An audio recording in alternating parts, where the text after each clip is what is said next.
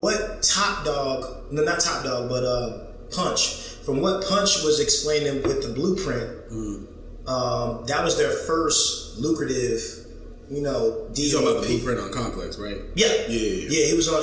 I watched the whole video on that, and he was just pretty much, that was their first lucrative like deal that they got on the table, was from Warner Brothers for him, and he was the first up to blow up. Okay. He was the very first. Before Kendrick, before anybody else, J-Rock was the first one to blow up. Yeah, I remember that. And then, because I remember he was talking about rebranding Kendrick Lamar from K-Dot to Kendrick Lamar. And that's why they had the Kendrick Lamar EP. And then some other stuff started happening to where the I don't know what happened with Warner Brothers, but like they wanted to put their own producers in it, you know what I'm saying, and give it this different sound. And they were just like, no, you know what I'm saying, this is not what we're used to. You know, if you just let us do us, you know, we can give you the product that we're trying to give you. You know what I'm saying? And then right after that, that's when all of the problems started happening. Interesting. Because I remember the like, what is it, the hood don't love it? Yeah, that was ill. You couldn't deny that one. That had a Lil Wayne and shit on it too. That's what really bigged it up, was Lil Wayne being on it. And then the chorus was just catchy as hell. So, oh shit, yo, we recording? Yeah, I just figured we start. It sounded like a good place to start. Why ain't you warm? All right, we in here. Because we ain't got no drops yet. We in here, Java raps. You know, get your coffee and your raps on. Okay? Hell yeah, get you a cup of coffee, sit back. And think about these raps. Yes. You feel me? Lay back, maybe smoke you a J one, you know? So J-Rock's new album is coming out this year. That's why I looked it up. Yeah, he said. I remember because this is supposed to be for Black Panther, but also the lead single for his album, I guess. Which people haven't done in a long time. Like, it's been a long time since we had a good hip hop soundtrack. Yeah. Like, I can't even think of the last time. I say the only thing that came close to it was 50 had that No Rich or Get Rich Die Trying soundtrack. No, just I didn't even see the movie, but I listened to the soundtrack. You never saw the movie? Never saw the movie. Really? Never? Never saw the movie. You never seen Get Rich or Die Trying? Clips. Like I can remember clips of them in like shootouts in a bar and shit. It's pretty much a semi-autobiography of his life. It's like stemming from, you know, him being shot 9 times and intertwine it with pretty much, it's like his story on a larger scale, on a movie scale. And like a little bit of fabrication, a little bit. That was word. A little bit of fabrication. That was that turned me off because I remember reading about it and stuff. And then I was like, wait, this isn't. It's a little fully bit autobiography. Yeah, it's not an autobiography. Because if it's an autobiography, them niggas would have came back and shot his ass again. So you telling us who shot you? You know what I'm saying? So yeah, it's a semi-autobiography. It's not a full-on extent, but you know how you ride on the coattail of I got shot 9 times, and you know I was the biggest gangster exactly, in the motherfucking world. Exactly, you know what I'm saying? So he coattailed that and rode off of that. You ever think we ever gonna see 50 do a tour again? Get another 50 album even? If he revolves it around power, because he says, I think that's what he's missing right now. Yeah. Like you need to put out a power soundtrack. If he comes out with a power soundtrack. That'll be ill, and that'll even in the past like 5-8 years, something like that. He has moments like just specific tracks that are good tracks. Yeah, they're just not getting the radio play or whatever because they're not on like a cohesive project or like not being marketed the right way or whatever. But like, see, that's the thing. That's the thing. I don't think he cares for it to be marketed like that. You know he doesn't, but like he needs to. If you don't want people to say you fell off, like, period. Yeah. Like, you can be out here bashing Jay's album or say what you want about Jay's album and whatever, but, like, you tried to do that. Yeah. And it didn't work. Didn't nobody like it. And who bought, like, I'm not trying to diss 50. Don't get me wrong. I love 50. When Get Rich or Die Trying first came out, I bought it. Everybody in my high school bought it. G-Unit. I'm talking about everyone was hollering G-Unit. Right. You know, I had my good friend that we used to kick it and party with. Like we used to go to the club and everything, bro. This motherfucker bought G-Unit tank tops. Bro, I swear to God, he brought the G-Unit. The G-Unit tank tops with the wide ass. Yes. He brought the tank tops. He brought the sneakers. He brought the jacket. Bro, he was all G-Unit everything. So I was just like, damn, so I ain't go that far. You know what I'm saying? But I bought the album. Look, I bought the support. For Christmas one year, my mom got me like a hat, and a sweatband, and it said G-Unit. That's all we could afford. Mama, I'm not wearing this. I would have fuck out that sweatband. I'd get my little South Pole outfit, go to school with my G-Unit headband, be like, what's up? Yeah, man, you know what I'm saying? 50 Cent. You know what I'm saying? I know she got shot 9 times. You know what I'm saying? I'ma get rich. Look, my cousin came down from Chicago when we was talking about music, and she was like, "What the fuck you know about 50 Cent?" Oh shit, yo, we hitting the EQs like really high right now. Oh, is that a bad thing? I mean, you can alter it. That's what this is about, though. It's like figuring out like all of that and what kind of post-production we gonna have to do. Yeah. How to create drops, and we just need a piece of framework to be able to edit and stuff like that. So I don't even know how long, like, gotta figure out how long edit turnaround time is gonna be and all that stuff. Yeah, man, but 50, you know what I'm saying? I bought the album, but it's just, he needs something that's substantial that propels everything. Now, I would say if he came out with a power soundtrack for like one of the seasons, and you know what I'm saying? I'm talking about like this next season is detrimental just because of the unity that you got all three of them coming back together. All right, stop. Okay. Stop. Disclaimer. I'm in season 3. I'm in season 3. I'm not gonna ruin it for you. But once you get caught up, my brother, it's gonna be this. I've seen it. You know, people be on Facebook. That's why I stay off. That's why I stay off. I knew a little bit. I knew a little bit of what happened. They was kind of coming back together somehow. I think Tommy fucked Lala. I know that, but I don't know why. Yeah. So like, I know. Hey, disclaimer alert! If you have not seen the last season, it will be talked about here in this. Maybe. But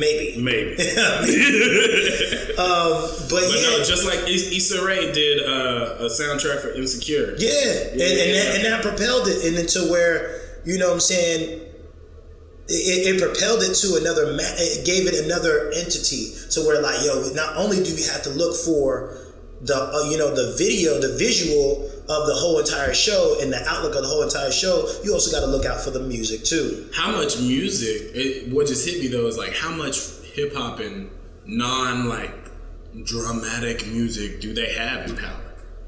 Cause like you got the theme song and there's probably like other moments, but like I can't really think of a time where I was watching Power and I was like, who is rapping right now? Or like, what's that song? Yeah. So that might be part of it. Yeah. Because like when you watch Atlanta, when you watch Insecure, when you watch some other shows, like they be having music in there, and it's like, what the fuck is that? What the fuck is that? And I think that's what kind of made Insecure, because there's all the stuff that's on that soundtrack she puts in the show. So and that Rotimi, whatever his character is in Power. You know what I'm talking about? Yeah, he sings. He raps. Yeah. So like, put some of his shit in there. Yeah. I'm trying to hear him. He was on Flex and killed it. Yeah, I was surprised. I was just like, because every time you hear it, you're a rapper too. Yeah. Okay. Oh, it's an actor turned rapper turned singer. We got another T-Pain effect here. We got another comment on our hands. So, but yeah, I would think that would propel him a little bit. If he wants to implement and put more music from his artists into Power, I would say that he would have to implement that in the next season. Okay. So where he can have, another platform to run off of. Because there's certain songs where he dropped, like singles, he dropped certain singles, and they were on the certain episodes. And, he would drop the single after the episode would air. So that's another plus. Yeah. You know what I'm saying? He's heavy on the social media. Yeah, because with no fucks given. Like Mr. Petty. Yeah. King Petty the Third. Like he is. He reminds me. He reminds me of It's the Cardi B effect with him, with 50. What you mean? Like social media wise? Yeah, social media wise. It's the Cardi B effect because you look at how Cardi B, she was doing her music. Nobody really paid attention, but you knew she was on Love and Hip Hop. I remember when she signed the deal. Yeah, they was clowning her. Like, what yeah, the fuck you know what I'm saying? So then you got Cardi B. You know what I'm saying? And then what propelled her to the masses was more of her vines. The more she kept talking on her vine, the more she kept getting. That's what made me like. I ain't never watched Love and Hip Hop. Like me ever. either. I don't. So like, she's a new person in my like stratosphere. Yeah, I don't. I never. I never really did until my dad was telling me he was working with one of the producers for Love and Hip Hop New York. And he was back and forth in the studio with him. So I was like, all right, so I might want to check it out, a little bit. But to say the least, to say the most, is just the factor of, she kept going and she kept going. She kept putting out vines, like almost damn near every day. Every day. She was on Vine, Instagram. And I don't know about Snapchat, but she was on Vine and Instagram tough. Like a motherfucker. Like tough. To where you couldn't see something, you couldn't scroll down. If you were her friend, you saw something from Cardi B. Even if you follow her on Instagram, like I'm like damn near about to unfollow her because I'm like, God damn, Cardi, I love you. Yeah. But like, damn, you post a lot. Yeah, and she said she had a lot to say, and everyone was, and then the way she talked was just it was distinctive, brash, honest. What I'm saying, and honest. And then not only that, the accent, her Dominican accent, just set it all off. And if you listening, I love your accent. And I love everything you say. Turn the camera. And it's fucking phenomenal. Hi, damn. Bitches be like, I've been saying, like, I'll be like, hi, damn, you making my heart melt. Like, just here, just here. Here you go. Fuck, man. This is yours. You can have this. No, I'm here for every Cardi guest verse. Dude, yo. I'm ready for Cardi's album. Yo, I'm for real. This is. I hope it's in the vein of like Nicki's first album. Like I can still listen to it as a male. I'm not trying to hear no weird like. What her first album was Pink Friday?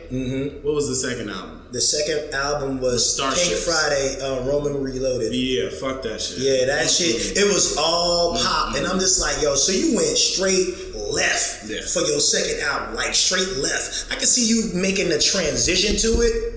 But you just said, fuck it all together. I'm just gonna do pop on this next one. It's fine if you want to do pop. Just don't claim to be the queen of rap. When you doing exactly. Like I need you to do both. Okay, let's make something established. Like or say I'm the queen of rap, but I'm gonna go up in this lane and I'm gonna fuck this shit up. Like acknowledge it. Don't just like keep on saying I'm the queen of rap. I'm the queen of rap. Hold your crown. Hold your crown. Yeah. Hold your crown. And when you've had a I would say a 2-album run, maybe a 3-album run in rap, and it's chart topping, and you've done your thing, then switch it over, and do something different. That's how you transition yourself into a multi-talented artist, to where on every avenue you've done your thing. You've dominated rap.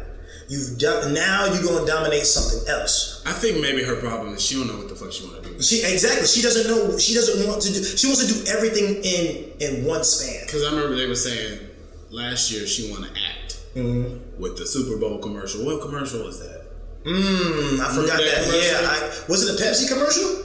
No, it wasn't Pepsi. It wasn't Pepsi? I remember we would have heard something if it was Pepsi. Yeah. After the Kendall Jenner, Kylie Jenner, whatever. Yeah, that. Yeah, we would have heard if it was Pepsi. Yeah. Damn. It was like T-Mobile or like. It might have been something stupid like that. Like.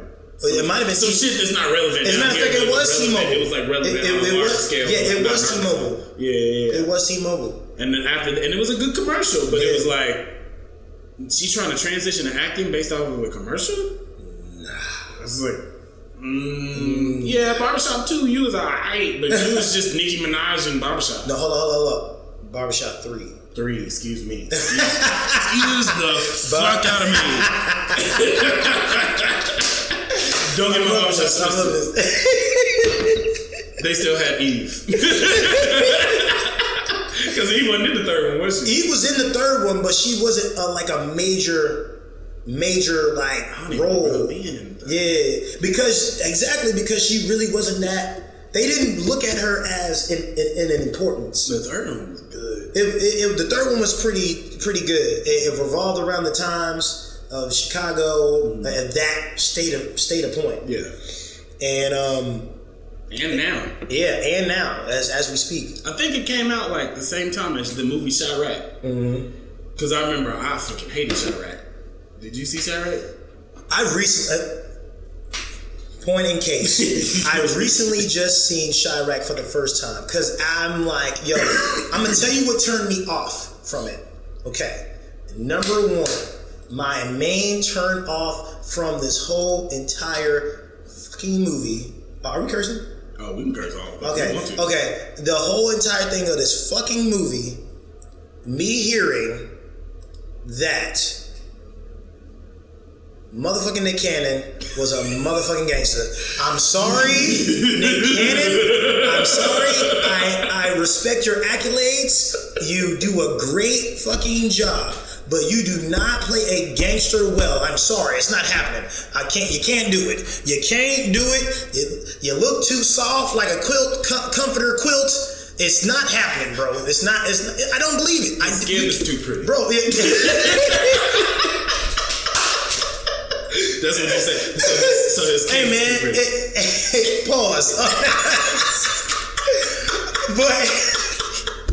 but it's just not working, bro. It's not working. No. I can't look at you as a gangster. It just don't. I mean, like a gang member, sure. The leader, and rapper, no. Going through like the internal conflict and like, nah, man. Now, I respected that it was a play. It was originally a play, and really, Strada. Yeah. And I like how he didn't take that play aspect of it away, but to say that it kind of drowned out everything else that it was trying to give for the movie. It was almost like it was two different movies. Yeah, you know what I'm saying? It's like you're seeing two different parts of the movie in which. And I'm just like, yo, now in real life, that shit is not gonna play out like that. It's not. It's not. It is not. Nah. Yo, you form a protest and it's all women. No. It would have been nice if there would have been a real representation. Yeah. Representative solution for like what's happening versus like let's tie all the white men up. Yeah, let's let all the black women tie all the white men up. Exactly. And it's like I guess in black cinema, it's nice to have like a piece of film that does something like that in this day and age. That has but at the reality. same time, like I don't know. That's not what I need from Spike Lee. Yeah. Like let a young budding director take that. And you know, I need Spike to put his real, the thought process was there, and I respect it. The thought process was there because I was looking at it, I was like, yo, this is actually not as bad. It's just, you know what I'm saying, when you take those two aspects and you're going from play to movie, you got to distinct yourself of how you want to play that out. Yeah. Did you ever meet Bree? Bree Baker? No. So when I was doing the panels and all of that stuff, I really wanted to have a conversation with her about Lysistrata because she played that title character in the play at UCA when she was at UCA, and that was just like, I'm still mad that I didn't get to go see this shit. Like so damn mad. But maybe one day we can have her as a guest on the podcast and we can bring this topic back up and talk about like. Because she played the title character in Lysistrata. Yeah. And we can... Because I think maybe I asked her if she had seen Chiraq, and I don't think she had. Yeah. So maybe she has by now. But definitely need to link up with her and talk about that, like, ASAP. For sure. ASAP. For sure. Yeah. And, yeah, man, Spike Lee, man, if you listening, man, if you've ever listened, hey, man, like... Have you ever... Stay humble, man, and keep doing, everything that we know and love for you to do, brother, because you do amazing work, and we never shy away from your accolades and plus the future endeavors. So do your thing. What's he doing on like right now. Isn't he working on something? I know She's Got Habits out. I haven't watched it. I haven't watched it. yet. I haven't watched it. Yeah. I just don't watch TV. I haven't watched it. I have my certain. I've heard good things. I heard my certain select shows that I just watch, just because of what I hear. I gotta finish something before I start something else. Exactly. That's I'm never gonna finish. That's what I'm going back to. I'm just like, okay, before you start going into something else, finish this, and then give your, definition on how you like it or how you see it or how you want it. Yeah. Like once I finish Master of None season 2, then I'm gonna start. Somebody just told me about this dope show with Jason Bateman on Netflix. I can't remember what it's called, but he wrote and produced it, and he's directing. I think I know what you're talking about on that. Yeah, I love Jason Bateman. Yeah, his demeanor he's just very like nonchalant, but he's still being sarcastic at the same time. He's a nice asshole. Yeah, he's a nice asshole. Yeah. Wait, pause. No pun intended. And I just pieced that together in my head. I'm like, what the fuck? Okay, but he's a nice asshole. Like the sarcastic, funny, very easygoing asshole. That everybody knows and loves, but he's gonna give you shit about some shit.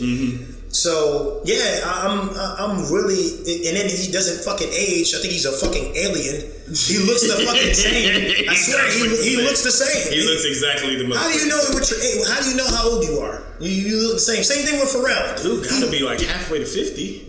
Same thing with Pharrell. Gotta be like 45.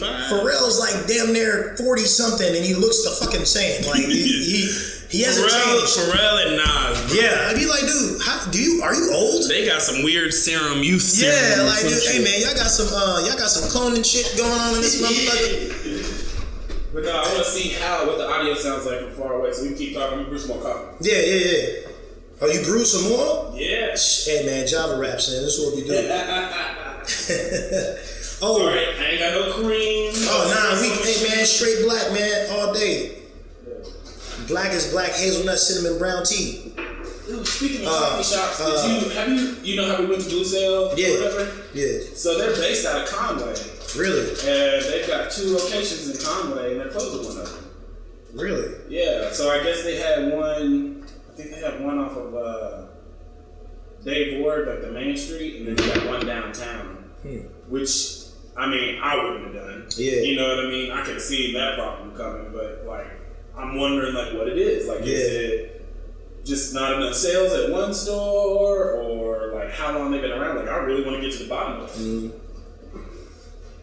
Like, easy, because the tail and all that stuff, man, it's got to be killed. The tail is based out of Conway too. Heard.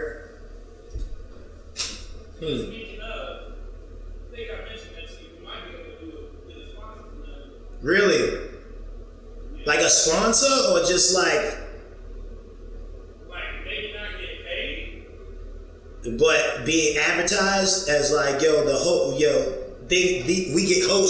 host for get to reap the benefits of like free advertising, free marketing. Like that's if we use, they don't have cups. I don't think, but like. For instance, if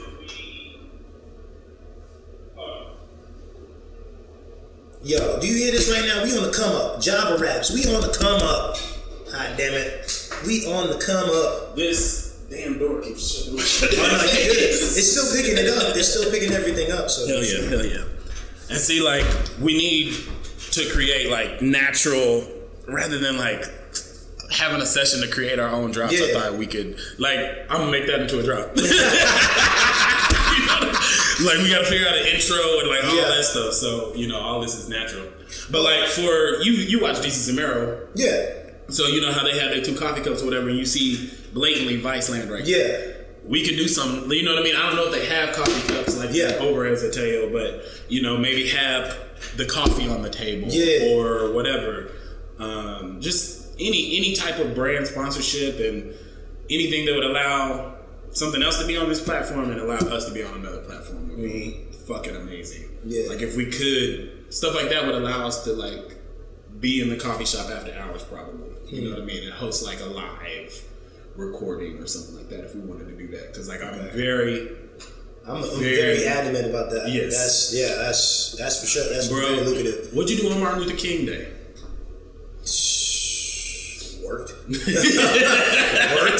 Like a normal black person should. Like, work my ass off. You know what I'm saying? It doesn't stop. The grind does not stop. I work extensively every day. Right. You know, in which to where I need to calm down and focus on other things and the other avenues that I should. Mm-hmm. Oh yeah, and by the way, my name is James Culla. Okay. And we got, you know, my boy Double D. You know what I'm saying? Davion Dotson right here. And this is Java Raps. See, that's the drop right there. Right there. One time for your bitch ass. This is great. This is gonna be fucking awesome. You have no idea. I posted about it yesterday, and like in my Snap or whatever, to create conversation with people all day. And Jacqueline from JBM, she was like, "You starting a podcast?" And I was like, yes. All right, so politically, where do you think hip hop is bringing us? Because I think it's bringing us closer as a whole. There's certain segments and segues that's dismantling us a little bit. Is because of how they view it or how they see us. Mm-hmm. But overall, I think because of the music that's being pushed and produced, because of, I'm not even going to give him the merit, Agent. I'm just going to call him Agent. There you go, Agent. Agent Orange. Yeah. Agent Orange. I'm just going to call him Agent because everybody knows him as Agent O. But I'm going to call him Agent because you ain't getting no merits out of me. I'm sorry. But no, so that's why I asked you the MLK thing, because like it really got me thinking, like, what the fuck is all this social media posting gonna do? Mm-hmm. Like, if you're not out there volunteering, cool if you're working. Yeah. But if you're not working on something personal or you ain't out there volunteering your time on Martin Luther King Day, then like, what the fuck is you posting about? Yeah. Like, I don't know. And like my brain was thinking about it days leading up to, still thinking about it afterwards. I was talking about it last night. Just like my brain is just in this spot of like, because now we're at a point where like I can look into my like timeline history and I can see, oh, a year ago on Martin Luther King Day I did this. A year ago on Martin Luther, 2 years ago I did this. 3 years ago I did this. And so it's just like, so is this gonna be what it is? Yeah. Like, There's black people are in the situation they're in, women are in the situation they're in, the poor people are in the situation they're in, and it's just gonna continue to be like that. Yeah. Like nobody's gonna like, we all just gonna like make quotes and pull from this piece of Martin Luther King or this piece of Martin Luther King, like without creating your own motherfucking plan. Yeah. Or like using pieces of his vision in your own plan, combined with maybe Malcolm X or Medgar Evers or James Baldwin. Like, where's that conversation? Where's that post? Because like I'm over trying to explain who Martin Luther King actually was versus the quote unquote whitewashed version that people keep posting and reposting. And I saw the meme where the artist like made it so he didn't get, you know what I mean? So it wasn't like whites flamed and blah, blah, blah. And I'm like, cool, but what does that mean? Get me? Yeah. Like, at the end Where of the does that day, get me? Like at the end of the day, what we talking about? So I don't know. I got into this whole shit. I probably still got. This is the problem. This is the problem with Facebook and social media. It's just the factor of like it gets you in the known of just saying instead of acting. Being verbal about his speech. You know what I'm saying. It makes it verbal about his speech. Yeah, his speech, of course, is world renowned, is famous. You know what I'm saying? He was bringing people together, that's fine. I Have a Dream speech is like a piece of it's not even the whole thing. Exactly. So you're only hearing half of the speech. Not only that, you didn't live it. You gotta preach what he's living, and you gotta embody what what he envisioned for us. Which shout out to Tidal, because they put every single or maybe not every MLK speech, but a ton, hours and hours of Martin Luther King speeches on Tidal. I'm sure they're probably gonna stay on there too. And the whole playlist, yeah. And they've got Garvey speeches on there too. Like, and they got a few things, like they got some Huey Newton and Garvey speeches on Spotify and stuff like that too. But if you want like more Black history, like all of the speeches or more speeches or whatever, go to Tidal. Yeah. Like my Apple Music subscription I got for free this month, because Verizon got these dope ass rewards. Yeah. And so I switched from Spotify to Apple Music. But when I go back to paying, I'm going to Tidal. Even there's interface issues and stuff like that. But like I'm trying to like for real, I'm trying to listen to all those speeches. Like I got speeches printed out and shit like that. You know what I mean? So, see, I haven't heard the playlist, but I seen them put it up. And I was just like, oh yeah, this is I feel like Tidal is getting its just due. Now. Yeah. Like ain't nobody bashing it no more. Like people are finally starting to like catch on. It's just people just gotta know like, yo, you're gonna get bashed like the first 2-3 years you start this shit. The first 2-3 years you start this shit, people are gonna bash it. People are gonna constantly like, oh well, it's not what it is and not what it's supposed to be.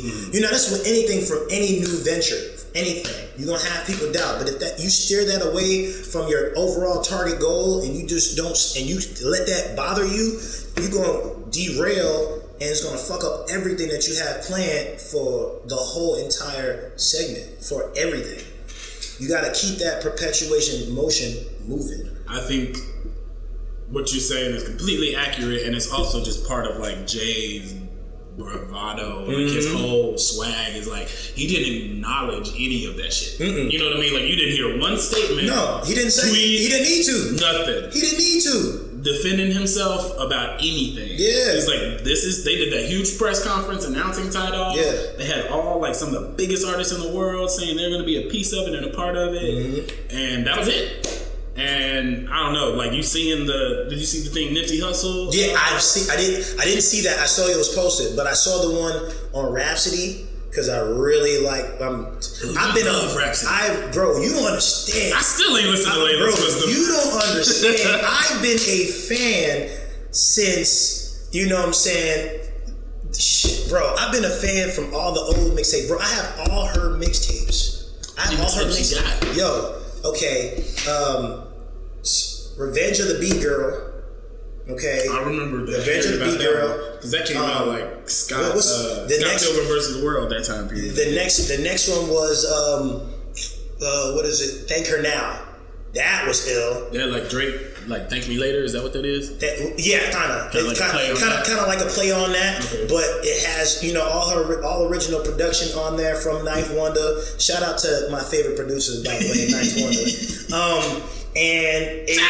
Dude, for real, big ups. But it has all original, and then it has all your favorite underground people on it. Yo, even has Mac Miller on one of the tracks. Extra. Huh. Yeah, before Mac Miller blew up and became Mac Miller. Yeah, this is what he did. You know what I'm saying? He hopped on everyone's track without regard. Just wait for Mac Miller to come up in here and fuck up all these white rappers. He has the potential to. I just thought about that. He has the potential to. I just thought about that. And that's the scary part. He has the potential to. Logic has the potential to, but Logic is confused. He's confused, yeah. He's having an identity crisis. Exactly. That's what's wrong with him. Just ain't dope enough for me. Same here. He's like just corny. Yeah. You're just like girls be like, oh, I like G. Yeah. You come out with singles, in which they hot. Yeah. I'm not even going to deny that. I'm not going to deny that at all. But I like the new one, but I skip over G-Eazy part. Yeah. I'm trying to hear Cardi verse. And I'm trying to hear A$AP Rocky. I wish Rocky had a whole verse up on that shit. I'm actually upset about that. Rocky should have had a verse on that instead of being on the chorus. I think Rocky is like he's teasing us with some shit. He's bubbling up. Yeah, about to. He just dropped. You can always tell when Rocky is about to like come around the corner with a project. Yeah. Don't get me started on him on the Tyler joint. He blacked out on that Tyler. On Who Dat Boy? He blacked out on that shit. I need to listen to it again, bro. I need to listen to it again. That beat and then that beat. Monsters. So, did you see the video yesterday? the Drake and Josh video? No. Montreality posted a ASAP Rocky and Tyler the Creator mashed up in a video, like the intro video from Drake and Josh. And it says Tyler and Rocky, and it's like it's even the music from Drake and Josh, but just like playing, and it's just like a bunch of clips of Tyler and Rocky, and it's like I was in tears, bro. I was in fucking tears. They are petty for that shit. But to go back on the Rapsody standpoint, like, dude, she has been perpetuating and dropping shit. Like, bro, I literally can put her up against a male rapper, seriously, because she is that renowned. She has like a wisdom of a grandmother, you know, like a grandma's wisdom, in which no pun intended, because Layla's wisdom is her grandmother, and so everything that she's instilling and teaching, or she's saying in this whole entire CD, is thought processes of her grandma, and it even brings more into fruitation from everything from the beginning of the CD all the way to the end when you get to the last track. There's a strong theme of parental influences, like just family influences on record these days. Yeah. Like, you got it on SZA's album, you're talking about Layla's Wisdom, it was on Kendrick's album. Like, I've never really heard so many people talking about. I mean, like, yeah, you had Tupac, but he sprinkled it on songs. He just sprinkled it on songs. And same with Kanye, like, you got that a little bit, but like, to have like voiceovers and stuff like that included, like, I love it. Frank Ocean did it on Blonde. Like, I love those little, like, you're listening to this quote, like, I grew up real religious, so like secular music, you listen to this secular music, and then like all of a sudden you get like a little PSA from mom, don't smoke weed. Yeah, weed is bad. Disclaimer. Also, I want to say this: I don't care what nationality you are. I don't care what sexual orientation you are. I want to let it be known: if you make good music, I will listen to you no matter what. Because it's good music. It's great music. If you create great music and you're bisexual, gay, any orientation you see fit, I will love it. If it's good music, I will love it. I love Frank Ocean. I love the album. I love Blonde, and plus I still sing songs from Channel Orange to this day. I think Blonde might be better than Channel Orange. You think so? But I'm not one of the like crazy. I'm not sonically. I'm not an R&B dude. Sonically. And like, there was stuff on Blonde that I didn't like, but just like, I don't go back to Channel Orange. Like, there was a point where I did, but like, you're like, I don't know if I can call it a classic. You know it's funny. It's funny that you say that, because I go back more to Channel Orange than I do on Blonde. Because Blonde, the highlight for me on Blonde is when it got to Pink and White. Woo! Fire. See, I'm so bad with track names these days. Is that the one? With Beyonce on it? Oh, I know what you're talking about. Every day the wind blows, some rain and some blow. Bro, I was like, ooh. I said, yo, he preaching. He preaching. I said, ooh. I said, the Pharrell's on the production, it sounds so heavenly, and I'm like, oh man. I'm like, bruh, you killing me with these keys right now, bro. Nikes is mine. Nike. Is that the one where he's like Nike? Oh no, that's the one I hate. It's that high pitch. It's that high pitch. He kind of fucks it. R.I.P. I'm just tired of hearing R.I.P. people on songs. Yeah. It's like I just don't need it. Yeah. Like if you want to make like a tribute song or whatever. Make the whole song like that. Like make the whole song like that, not just like a line. Like this is me. But whatever song, it's like, I thought that you were dreaming when you said you loved me. Yeah, that's the one. Damn, that's the very next track. See, and it's normally because it's pink. Is it Ivy? Yeah, it's Ivy. Ivy. It's called Ivy. Yeah, that one. Because that guitar is just very illustrious and it's stretched out. and you can hear the strings. You know what? Somebody should mash up SZA and Frank's albums.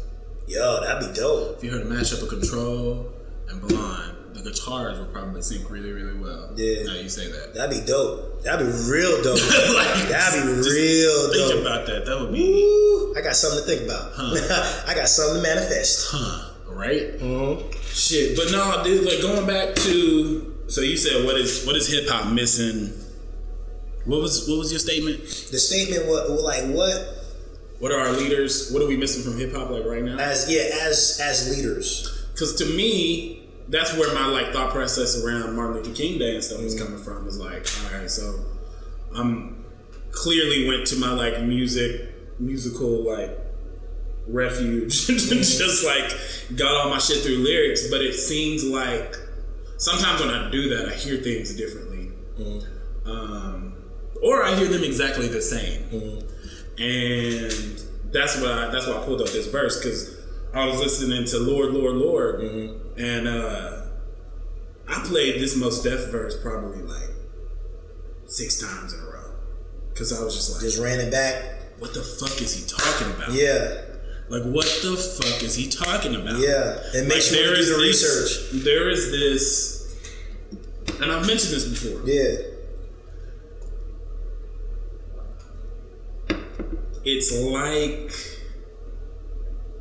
all of the rappers, or not even rappers, but all of the most respected Black artists, whether they're music, the actual arts, you know, and other facets and realms and industries too, but like specifically those, know something that like we as like working class, like lower middle class, whatever you want to call it, don't.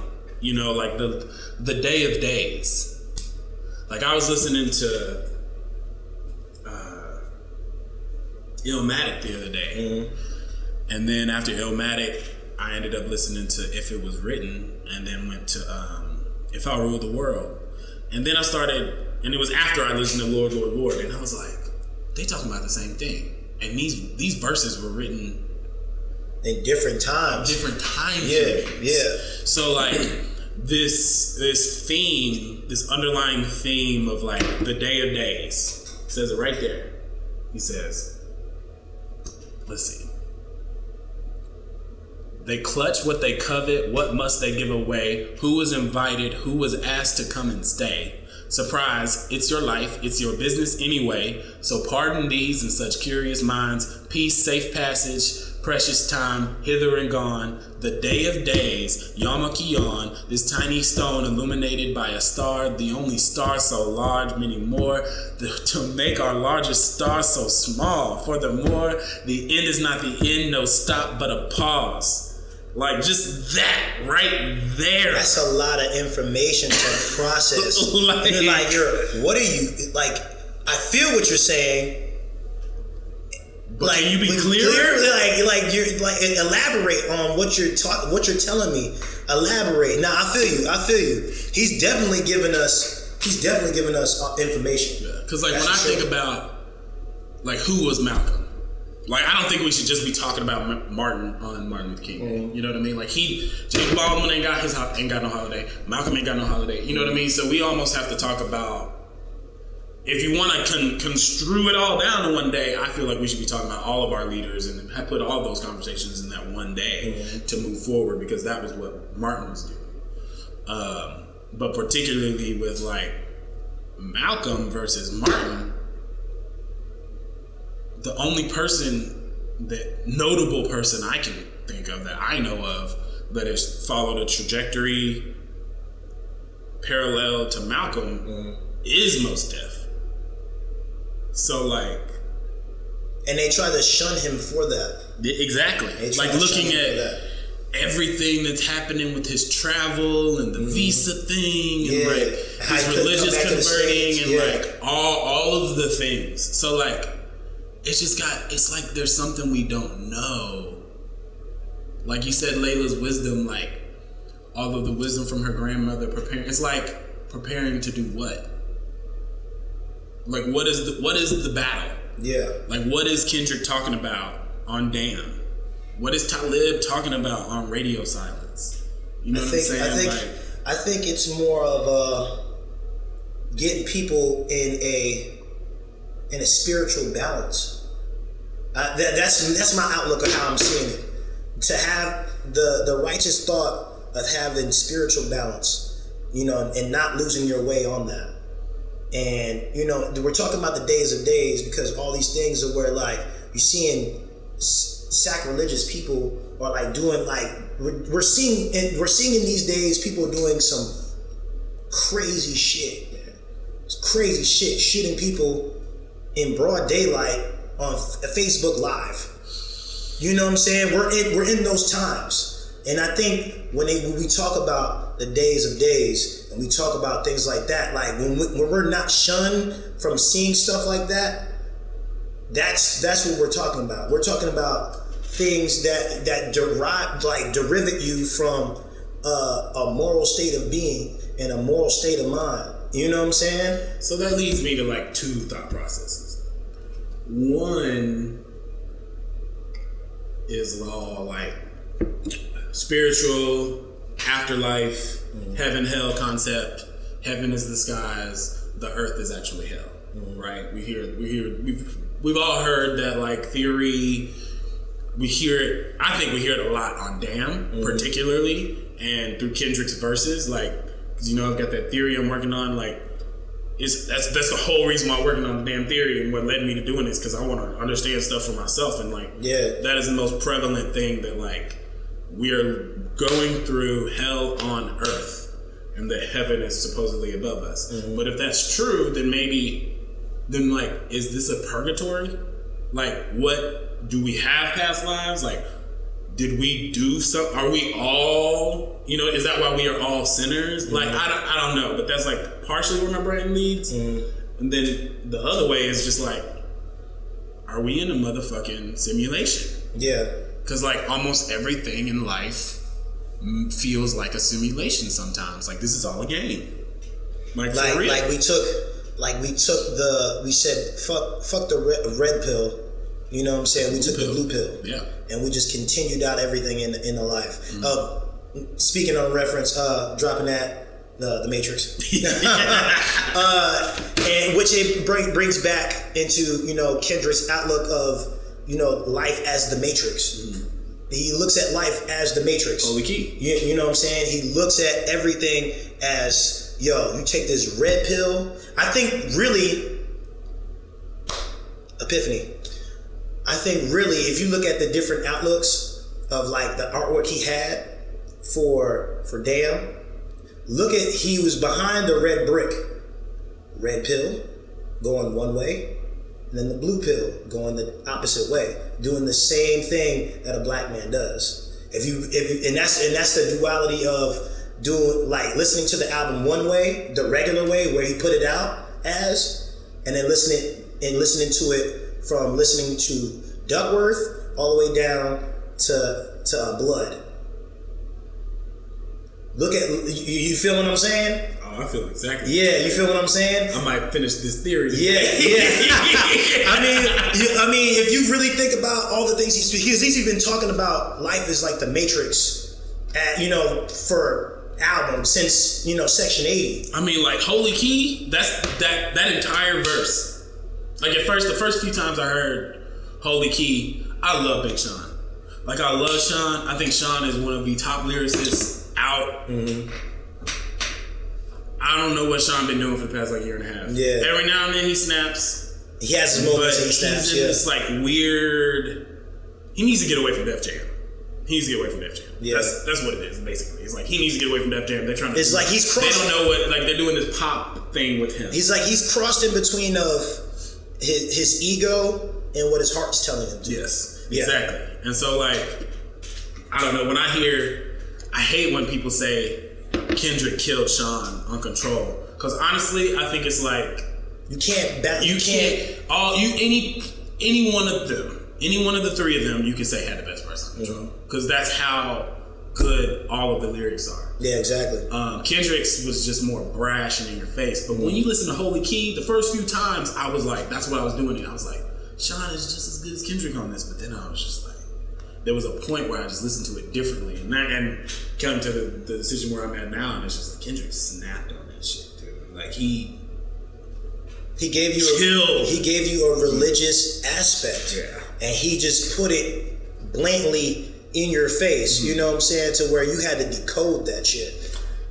Sean more so did it like, I don't know, man. Because I haven't heard the song in a little bit, but when I did hear it, because when I did hear it, the only thing that I embodied and listened, what like that stuck in my mind was Kendrick's verse and what he was talking about. Like, dude, what the fuck? I'm like, oh, okay, you know what I'm saying? And I'm hearing everything he's saying. And there's a difference to me between like how fast Logic raps and how fast Kendrick raps and how fast Eminem raps. Or rather, I would put M and Logic in the same category because they can rap.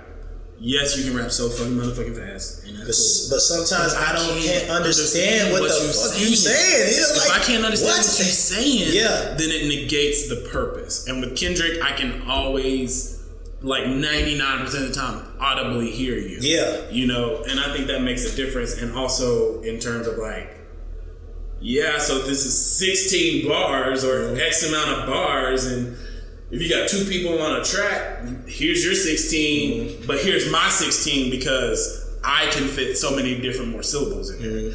And so I think that's what you get with Holy Key, and just like, that shit is just fucking nuts to me. Yeah. Like, I can study that like all day long. Yeah, but on that aspect, yeah, just look at how that's played, and then listen to it regularly from Blood all the way to Duckworth, and then the cover art. It's all red, and then when you see like the back of it, it gives you the title listing of everything. And then once you look at it, he's behind the blue wall, and he's got the shirt with "Damn" on it. You know what I'm saying? If you really just look at it, and then look at how they put it on. "Damn" is on the second one, but not on the first one. On the shirt, right? Damn, I ain't never even thought about that. Yeah. Damn. Yeah, for real. Damn. That makes you think. Damn. And it brings you back to the title, like, yo, this motherfucker blew my motherfucking mind. Damn. Man, bro, because when I first listened to it, I was like, yo, I'm at work. Like, literally, I'm at work. And I'm like, you know what? There's so many key notes in this album. I need to listen to it with its entirety. The first time I listened to Damn, I didn't get past track 4 because I just kept rewinding. Yeah. And when I'm listening to an album like that, that's when I know, like, this is a force. Either a personal classic or a classical force. Yeah, this is a force. Yeah. This is, and that's what he was trying to represent. This album is a force. He said it's Section 80. He said this is Section 80, and fucking what is it? To Pimp a Butterfly, and all the other ones all roll into one. And this is his manifesto. I never heard him say that. Yeah, this is his. Yeah, he had an interview. Do you remember where he said that? He said that on Big Boy. It was Big Boy. He said it on Big Boy. Man, I don't really like listening to Big Boy Neighborhood. I mean, sometimes it just depends on who it is. Too safe. Yeah, it just depends on who it is. Yeah. You know what I'm saying? When I listen to it, I used to listen to like California interviews because he's out there, right? Yeah. But I was just like, you still doing the same like shit, and I don't know, man, like that voice. But yeah, he said it's Kendrick Lamar EP, Overly Dedicated, as well as Section 80 and To Pimp a Butterfly, all into one. So what you think about the Lupe comments? Now, starting with the cover art, because that's where he started. And I see. My thing is with Lupe, I didn't see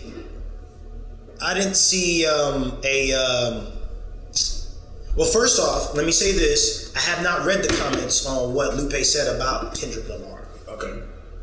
You know what I'm saying? As far as comparisons, I don't think so. I think right now Lupe he's kind of in his feelings and he's kind of trolling because no, you go ahead. He's kind of in his feelings and he's trolling, but when it comes down to it, man, you can't deny this man's genius, bro.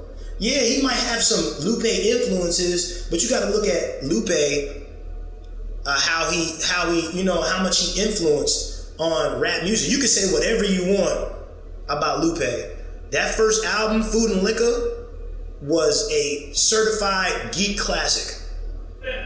Seriously, you haven't met anyone that did that in that time and in that era, to do something. Who out there made a song called Kick Push? Man, and made it blend with, the urban, not the urban society, but the urban way of life, an urban alternative way of life. So, Food and Liquor is not classic to me. But I haven't listened to it like that. I'll say that. I'll give you that because my Lupe album and like the thing that put him in like my top lyricist for him was The Cool. The Cool was good. The Cool was classic. It just with The Cool with Kick Push, I wasn't into the like. It didn't make sense down here. Mm-hmm. You know what I mean? Like if I was in New York or something like that, but like skateboarding never made sense down here to like. Not even the white kids. Mm-hmm. You know what I'm saying? Like they didn't even have at that point in time. They didn't have anywhere to skate. Yeah. Now there's a tons of places to skate, and they're filled with like all demographics of people. But think about that. Why is that?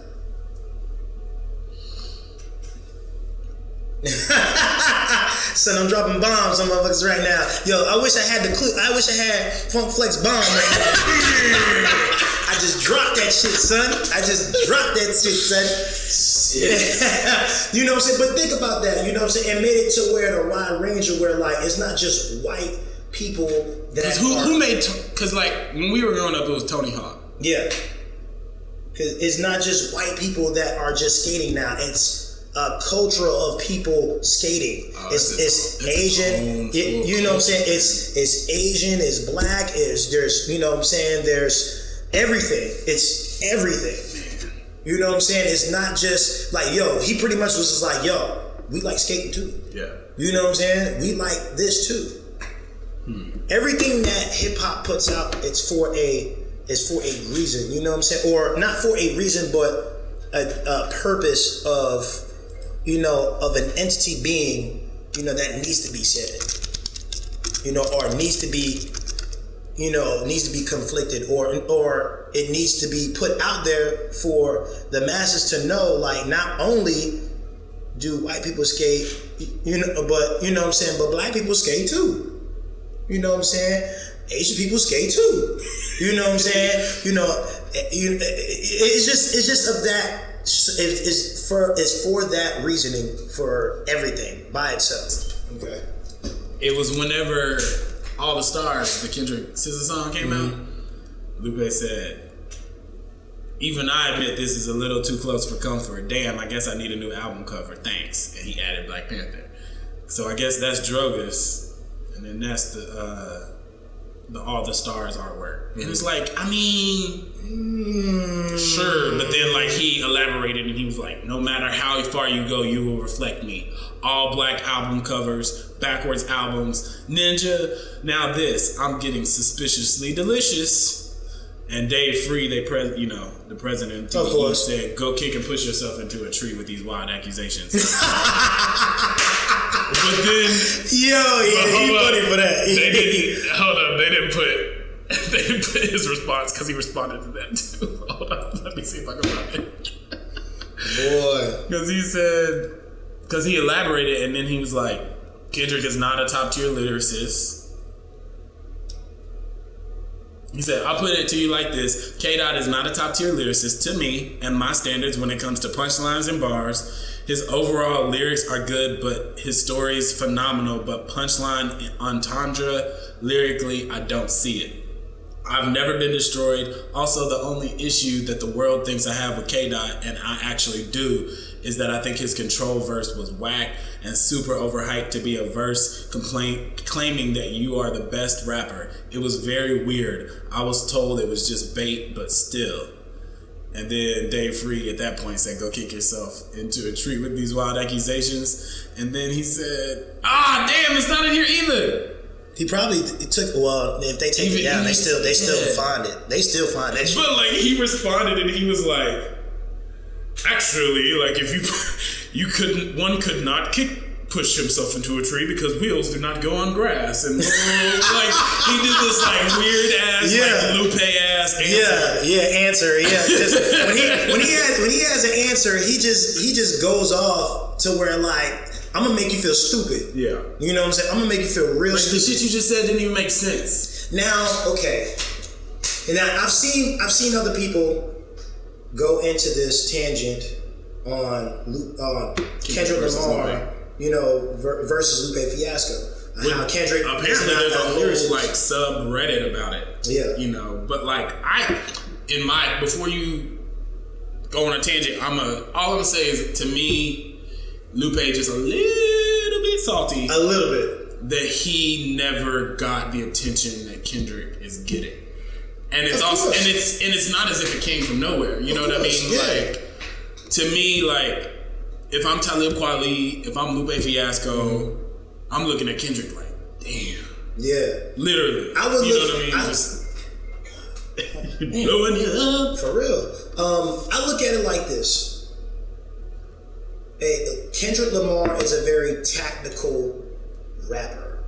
He's a very tactical rapper because from edits and, you know, effects and making, you know, this sound like this and making this sound like that.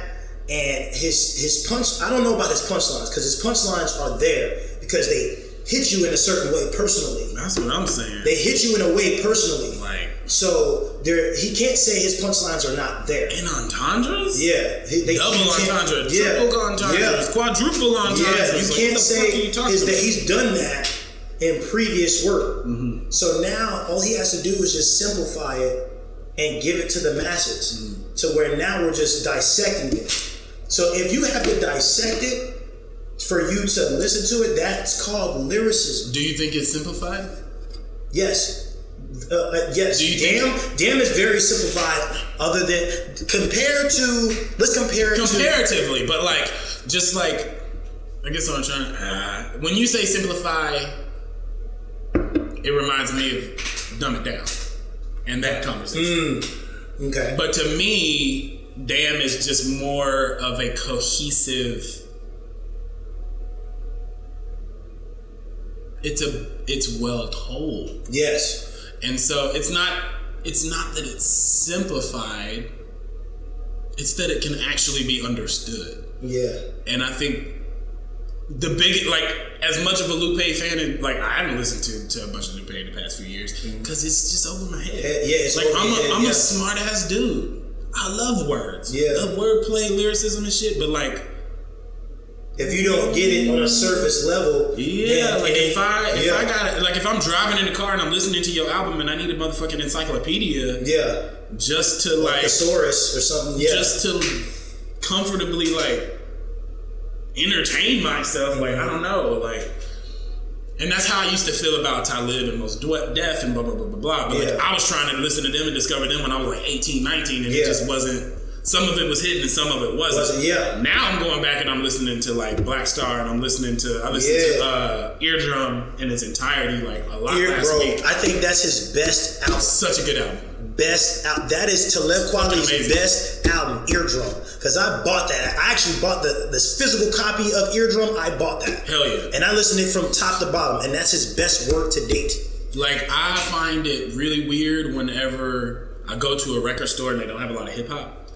And then like the hip hop they do have. And so I went to Grimey's in Nashville. Mm-hmm. That place was fucking dope. They had 2 locations too. And one of them was like, just like I think they were right next door to each other, but like one was like, you know, full vinyl, blah, blah, blah, blah, everything, the whole shebang you'd expect from like a really good record store. Mm-hmm. But then the next door was like had like a little coffee shop area, and apparently they do like performances and shit. Really? Like big performances. Okay. Like, or like that's big bands, like good bands will play there. And I'm like, wait, what? That's fucking dope. But anyway, that's where I found Eardrum, and I found one of Missy Elliot album I ain't never heard of.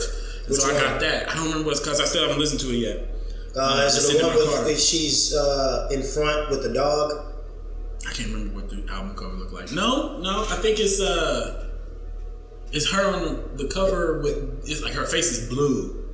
It's like this weird like graphic. It had to be like right after I Can't Stand the Rain. Like it had to be like that. Missy E So Seductive. Yeah. Mm-hmm. That one. Missy So Addictive or whatever. Yeah. It's that one. Yeah. I just haven't been in the mood to like put it on and listen to it and give it a thorough listen because I don't like giving stuff like half listens. Yeah. But like I love like every other Missy Elliot album I've ever heard, so that's why I chose those because I was just like, what's funny is she's a successful party rapper.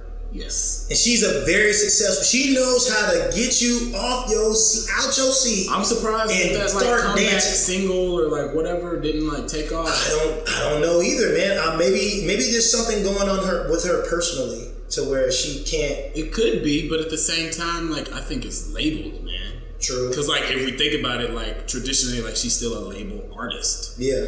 And so I'm sure she's going through all those battles of like, you know. Because every song, like her whole album, it's like a whole fucking party album. You just over here like, oh man, I can't help dance. Oh, now it's party time. Yeah. Party time tonight. What time is it? Like, party time. If that's the first track, I'm just like, ah, damn. Like, hey man, I can't stop dancing. Bro, turn Missy Elliot off. Bro, when she got together with Mike Jones, Virginia and the South, oh my God, that was, I loved that. Hey, once again, people forget about that shit. The correlations of different artists that are from different regions connected and making some dope ass shit. Mm-hmm. Okay, people forget about that shit. And you know what's weird is like hearing, I never really listened to a whole bunch of like West Coast shit. Me either.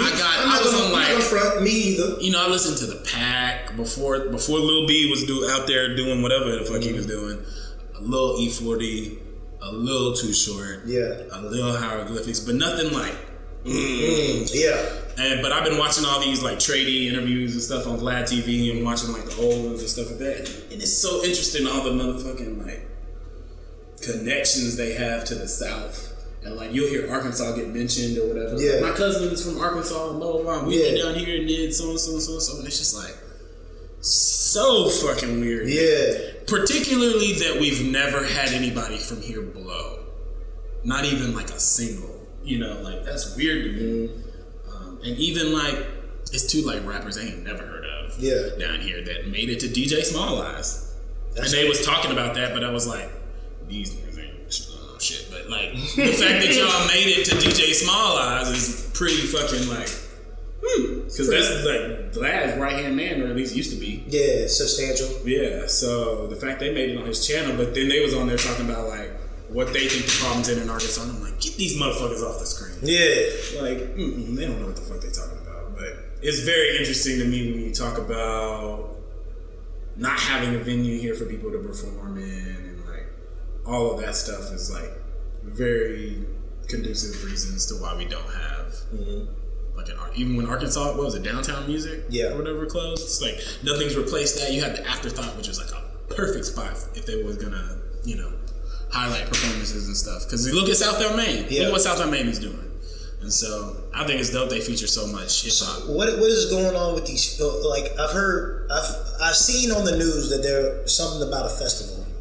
This Fulcrum bullshit. Yeah, the Fulcrum. What's going on? What's going Fire on Festival Part 2. Bruh. So what's going on? So like I'm here. I saw it, but then I was. They canceled Riverfest. Yeah. And I guess that left like an opportunity for somebody to do something. And I think they announced it in like November. But when they announced it, they just said, this is going to be we're new music festival in Arkansas. It's basically replacing Riverfest. And we're going to have like headliners. And when they released the headliners, the way everyone in here interpreted what was being posted was like, these are the people that are either coming. That's what most people thought. These people are coming, or it's a possibility for them to come. What they were wanting was for us to vote on who we wanted. The choices were like Migos, SZA, The Roots, Jimmy Fallon, and like Kelly Clarkson. Beyond Jay-Z moment.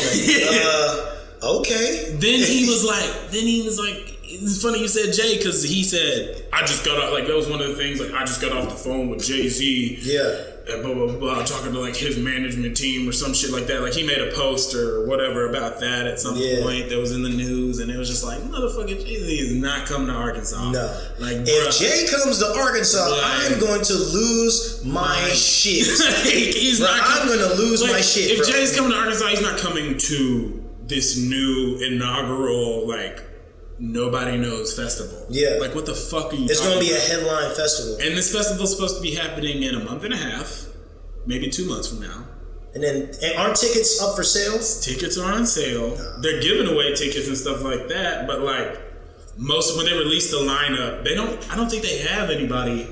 Like it's all local acts, which I'm all for. Out of respect. Let's do a festival and nothing but local acts. Yeah. Gucci with it. But promote it that way. Yeah. Don't be promoting. You're gonna have SZA, Migos, this, that, and the other, and not be able to.